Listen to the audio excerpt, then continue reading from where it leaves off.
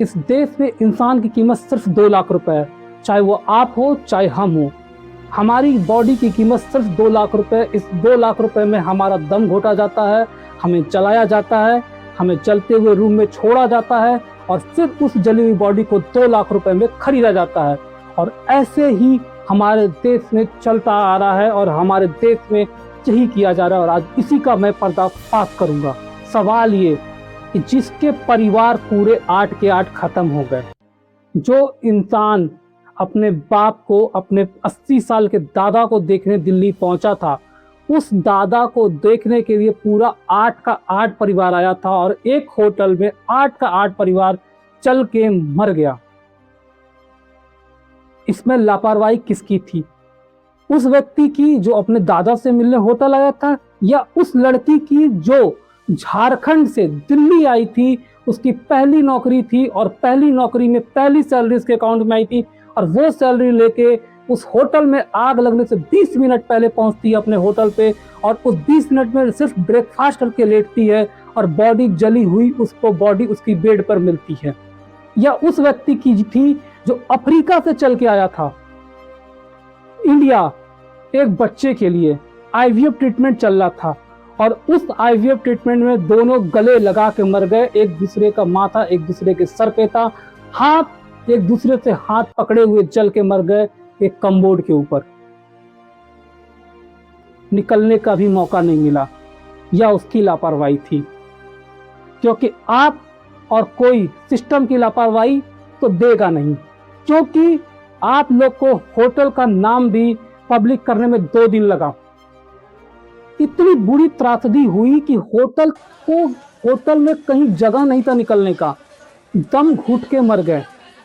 और यह सिर्फ दिल्ली के एक होटल की बात नहीं है, यह दिल्ली के सभी होटल की बात है। आप दिल्ली के होटल में चले जाओ, मेरा खुद का एक्सपीरियंस है। मैं दिल्ली के होटल में था, उस होटल में पूरे होटल में कहीं निकलने का जगह नहीं था। अगर आप होटल में घुस गए और फंस गए तो आप निकल नहीं सकते। वो मालवीय नगर जहां पर कितने हॉस्पिटल हैं और कितने लोग ट्रीटमेंट कराने आए थे, उस होटल में लगभग 50 लोग से ज्यादा लोग थे। ये तो आंकड़ा सरकारी है, अंदर की बात तो किसी को पता भी नहीं है। जिसमें से 21 लोग दम घुट के मर गए। क्यों? क्योंकि होटल में निकलने का कोई दूसरा जगह नहीं था। सवाल तो है कि आपने आंकड़ा भी नहीं सही दिया। आंकड़ा क्या? अभी भी 9 लोग वेंटिलेटर पे हैं, 38 लोग हॉस्पिटल के अंदर हैं, 21 लोग मर गए हैं। और 21 लोग मर गए जिसमें 13 विदेशी थे और 9 भारतीय थे। तो जो 13 विदेशी, आपका विदेश में क्या इम्पैक्ट पड़ेगा कि हमारे घर का व्यक्ति गया, हमारे देश का व्यक्ति गया इंडिया में और इंडिया में जाकर मर गया जल के होटल में, क्योंकि वहां पे सेफ्टी नहीं थी। तो लोग मरे, उन्हीं पे दोष डाल दो कि यही गलत थे, हौजरानी के लोग गलत है, सरकार बिल्कुल ठीक है। अरे यार, मरने वालों के लिए थोड़ा तो तरस खाओ। सरकार को मैं कहना चाहता हूँ, ज्यादातर लोग बाहर के विदेश के लोग हैं। आप ये सोचिए कि भारत के बारे में क्या इमेज बनेगी बाहर। इलाज के लिए आए हुए, कोई पिकनिक मनाने नहीं आए हुए थे। किसी का रिश्तेदार को किडनी बदलवानी है, किसी को हार्ट का बाईपास कराना है, मजबूरी में आदमी यहाँ पे रह रहा है। बदनामी किसकी होगी? हमारे देश की। और ये पता आपको आग कैसे लगी? ये आग नीचे रेस्टोरेंट था, उस रेस्टोरेंट में सिलेंडर था, वो सिलेंडर ब्लास्ट हुआ। उस सिलेंडर से आग नीचे तल्ले से ऊपर की तरफ फैलते चली गई और जो उसका धुआं था सब कमरों में चला गया। और उस कमरों में थे टफन ग्लास, और वो टफन ग्लास हार्ड होते हैं, आप उनको तोड़ नहीं सकते हो। तो जब उनका धुआं उस रूम तक पहुंचा, उसके अंदर तक गया, तो उससे एयर बाहर निकल नहीं पाई। वो लोग घुट के उस कमरे के अंदर मर गए। वो शीशा था नहीं कि टूट जाता, वो टफन ग्लास था और टफन ग्लास इतना आसानी से नहीं टूटता है। वो टूटा नहीं, दरवाजा लॉक हो गया, दरवाजा खुला नहीं, और उस दरवाजे के अंदर एक गैस के चैम्बर में घुट के 21 लोग मर गए चल के। और सवाल उठता एक और भी है कि 21 लोग की जिंदगी जल के मर गई, फायर ब्रिगेड कहाँ था? पता आपको 30 मिनट तक फायर ब्रिगेड वहां पे नहीं आया था और उस 30 मिनट में सब जल के मरे हैं। कोई आग लगने से नहीं मरा है। आग तो लग सकती है, गर्मी का मौसम है, कुछ भी हो सकता है, कोई भी घटना घट सकती है, लेकिन घटना को काबू करने के लिए, घटना को रोकने का साधन कहाँ था? लेकिन 1.5 घंटा बाद आई है जो फायर ब्रिगेड। अगर 1.5 घंटा पहले आ जाती तो शायद ये इतना बड़ा हादसा नहीं होता और लोगों की जान बच जाती। आग तो लगना स्वाभाविक है, कहीं भी लग सकता है, गर्मी का मौसम है, कोई भी घटना घट सकती है, उससे कोई डिनाई तो नहीं कर सकता है। लेकिन घटना घटती तो है, लेकिन घटना पे आप कितना जल्दी इसको काबू करते हैं, रोकते हैं, उस पर डिपेंड करता है। आप वो नहीं कर पाए जो वहाँ की सरकार को करना था, वहाँ की फायर ब्रिगेड टीम को करना था, वो काम नहीं हो पाया। ये आग लगेगी तो 1 सेकंड के अंदर आग फैलती है और आप 30 मिनट बाद पहुँचते हो। शर्म आनी चाहिए। हाँ, क्योंकि आपके घर का इंसान नहीं जला है ना, आप नहीं मरे हो, आपके घर का इंसान नहीं मरा है, मरा टूरिस्ट है, मरा है जो इलाज कराने आया था। बचाया कौन उनको? कोई मीडिया में बात नहीं कर रहा है। पता है क्यों? बचाया कौन उनको? उसकी बात कोई मीडिया में नहीं कर रहा है। 5 मुस्लिम व्यक्ति थे। बचाया कौन? 5 मुस्लिम व्यक्ति। और उन 5 मुस्लिम व्यक्ति की बात कोई नहीं कर रहा है। अगर ये काम अपोजिट हुआ होता, मुस्लिमों ने किया होता, तब क्या होता कि मुस्लिम के वजह से हो गई, तब हिंदू मुस्लिम की बात शुरू हो जाती है। लेकिन अभी 5 मुस्लिम ने मिलकर बचाया है। 2 लाख रुपए के गद्दे, 2 लाख रुपए के गद्दे उसने बचाने में अपने खराब कर दिए। वो इंसानियत थी, लेकिन वो बात आप नहीं करोगे। उस व्यक्ति का आप चेहरा नहीं दिखाओगे। मैं आपको उस व्यक्ति का चेहरा और नाम इस वीडियो में दिखाता हूं। आप देखो कि जब आप हिंदू मुस्लिम की बात करते हो ना, और जब उनकी एकता की बात नहीं करते हो, तो बुरा लगता है। हमने ये देखा जी कि मेरे भतीजों ने, 4-5 भतीजों ने, ये गद्दे की दुकान है यहाँ, वो सारे गद्दे निकाल के और वो गद्दे के ऊपर गद्दे लगाए तो 15-16 आदमियों की जान बच गई। वो सब दूसरी मंजिल से कूद कूद के वो बच गए। सबकी बात करो, देश को भड़काने से पहले देश को संभालने की कोशिश करो। मीडिया का काम होता है देश को संभालना, वो खबर दिखाना जो खबर से आपस में भाईचारा बनता हो, वो खबर नहीं जो आपस के भाईचारे को तोड़ता हो। यही अपोजिट हिंदू मुस्लिम होता तो आप अपोजिट दिखाते और आपका ये 3 दिन तक खेल चलता रहता, क्योंकि वो मुस्लिम था। लेकिन ये मुस्लिम उल्टा किया, मुस्लिम ने हेल्प की, लोगों की जान बचाई, लोगों की जिंदगी बचाई। किसी ने गद्दे फेंके, किसी ने चढ़ के तोड़ा, पुलिस के साथ मिलकर खिड़की तोड़ा। उस जिस खिड़की से आप देख रहे हो, जो वीडियो में आप देख रहे हो ये लोग कूद रहे हैं, ये मुस्लिम व्यक्ति ने ही चढ़ के तोड़ा है, वहां से खोला है, तो वो लोग निकल पाए हैं। नहीं तो भी नहीं निकल पाते वो लोग, और लोग घुट के मरते। आप सोचो कि आप जिस होटल में जाते हो, एंट्री करते हो, क्या एंट्री करने के पहले एक बार चेक कभी किए हो कि होटल में निकलने का कहाँ जगह है? आपको मैं बता दूं कि हर होटल की बिल्डिंग बनने से पहले होटल के अंदर दो एग्जिट पॉइंट जरूर होने चाहिए। पहला एग्जिट पॉइंट आपका सीढ़ी होता है और सीढ़ी की अलग से एग्जिट गेट होती है, और फायर अलार्म लगा होता है होटल के अंदर कि हल्की सी भी आग लगे तो फायर अलार्म बज जाए। लेकिन ना उस होटल में फायर अलार्म था, ना कोई दूसरा एग्जिट पॉइंट था। यहाँ तक कि जैसे ही आग लगी वैसे ही पावर कट हुआ, और पावर कट होने के बाद वो गेट ऑटोमेटिक जो था वो बंद हो गया।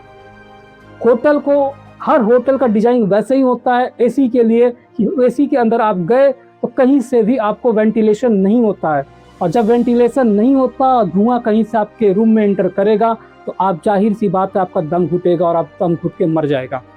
तो सवाल ये कि लापरवाही किसकी थी? उस व्यक्ति की जो अफ्रीका से चल के आया था, उस लड़की की तो झारखंड से आई थी, या उस व्यक्ति की जो जिसके 8 के 8 परिवार मर गए, जो अपने घर से अपने दादा को देखने आए थे, और वो दादा अभी भी हॉस्पिटल में एडमिट है। वो बूढ़ा व्यक्ति 80 साल का अभी भी एडमिट है, और उसके 8 के 8 परिवार, बेटा बेटी पोता पोती सब के सब मर गए। इसका गुनाहगार कौन है? 2 लाख रुपए आप 2 लाख में खरीद रहे हो किसी की जिंदगी? 50,000 रुपया दे रहे हो कि आपको खरो चाहिए, तो चोट लगी है तो पैसों में जिंदगी खरीद रहे हो। अरे भाई साहब, वो होटल का जो मालिक था ना, वो होटल का मालिक जो था, वो देख के गुजर गया वहां से कि मेरे होटल में आग लगी है, रुका तक नहीं। वहां पे जो होटल का मालिक था, वहां आग लगी थी, वो चला गया, रुका नहीं, पुलिस पकड़ना पड़ा, और मैनेजर अभी तक फरार है। ये दिल्ली की त्रासदी का सच है। सरकार ने तो बोला है कि कार्रवाई होगी, लेकिन सवाल ये कि कार्रवाई पहले क्यों नहीं हुई? होटल को एक होटल बनने से पहले या बनने के बाद पूरा उसका चेक होता है, और हर 3 महीने पे एक बार चेकिंग होती है कि होटल में फायर अलार्म है कि नहीं, फायर सेफ्टी पॉइंट है कि नहीं, एग्जिट पॉइंट है कि नहीं, अगर आग लग जाए तो निकलने का साधन है कि नहीं है, होटल की फुल सिक्योरिटी है कि नहीं है, होटल की बिल्डिंग की बनावट ऐसी है कि नहीं है कि वहाँ से उन्हें डिटेन किया जा सके। लेकिन नहीं, ऐसा कुछ नहीं था उस होटल में। सिर्फ और सिर्फ एक होटल की ढांचा था, बिल्डिंग था, और बिल्डिंग में लोग तड़प तड़प के मर गए। एक जली हुई बॉडी, जल रही है बॉडी, जिंदा बॉडी जल रही है।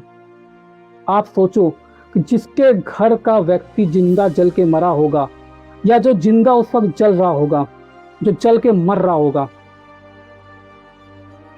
तड़प उसकी आप चीज सुन सकते हो? क्या कार्रवाई होगी? क्या होटल में, जो दिल्ली के होटल हैं वहां से लाइन से होटल है, और सब मालवीय नगर में लाइन से होटल है, और सब होटल का वही स्थिति है, तो क्या सब होटल को तोड़ा जाएगा? क्या सब होटल बुलडोजर चलेगा? 3 दिन बाद वो होटल वापस से जिंदा हो जाएगा। बस याद रखिएगा, उस होटल को दोबारा से बनने में कितना टाइम लगता है। जिस दिन वो दोबारा से होटल बना, उस दिन वो होटल चालू हो जाएगा, और आप और हम कुछ नहीं कर पाएंगे, और वही मालिक होगा, वही मैनेजर होगा, और होटल में होगा, और फिर से लोग उस होटल में आएंगे और रहेंगे। लेकिन कोई कार्रवाई नहीं होगी, क्योंकि इनका जो सिंडिकेट है, जो इनका बहुत बड़ा हब है पूरे होटल का। आप क्या समझते हो कि ये छोटे मोटे होटल के मालिक हैं? इतना पैसा खिलाते हैं, इतना पैसा खिलाया होगा उस होटल को चलाने के लिए, ऊपर से लेकर नीचे तक हर एक अधिकारी पैसा खाया होगा, तब उस एनओसी पे साइन किया होगा। चाहे सरकार कितनी भी बातें कर ले, चाहे कुछ भी कर ले, मैं बता रहा हूं आपको, कोई कार्रवाई नहीं होगी। 21 लोग की जान मिट्टी में मिल गई। जलती लाश पे 2 लाख रुपए की राजनीति करना छोड़िए, कार्रवाई उस पर करिए जो इसके पीछे, जिनका हाथ है, उस होटल वाले का, या सिर्फ उस होटल वाले का नहीं, वहां पर जितने होटल हैं सर्वे करवाइए, किस होटल में सेफ्टी की कमी है, और जिस होटल का जो बनावट है वो उस हिसाब से नहीं है जहां से एग्जिट पॉइंट हो। और क्या करना चाहिए? अभी आपके सिर्फ कहने से नहीं होगा कि आप कह क्या रहे हो, आपके करने से होगा। अभी जाइए उस एरिया में जितने होटल है, या दिल्ली में जितने भी होटल हैं जिनका सेफ्टी ठीक नहीं है, जिनका फायर अलार्म सही नहीं है, जिनका सेफ्टी पॉइंट सही नहीं है, जिनका एग्जिट पॉइंट सही नहीं है, जहां से कोई व्यक्ति निकल नहीं सकता, जिस बिल्डिंग में लगता है कि कोई फंस सकता है आग लगने पे, या जिस बिल्डिंग की बनावट वैसी नहीं है जो हमारे मानकों के अनुसार होनी चाहिए, उस बिल्डिंग को गिराने का काम करिए।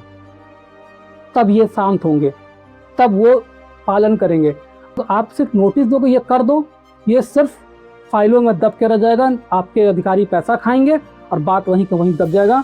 दोस्तों, मैं आपसे भी यही कहना चाहता हूँ कि अगली बार से अगर आप होटल में किसी जा रहे हो तो जाने से पहले एक बार वहाँ का एग्जिट पॉइंट जरूर चेक करना, आपके होटल में फायर अलार्म लगा है कि नहीं वो जरूर चेक करना, क्योंकि इस वक्त गर्मी का टाइम है, आग कहीं भी लग सकती है। और होटल वालों पे भरोसा गलती से भी मत करना।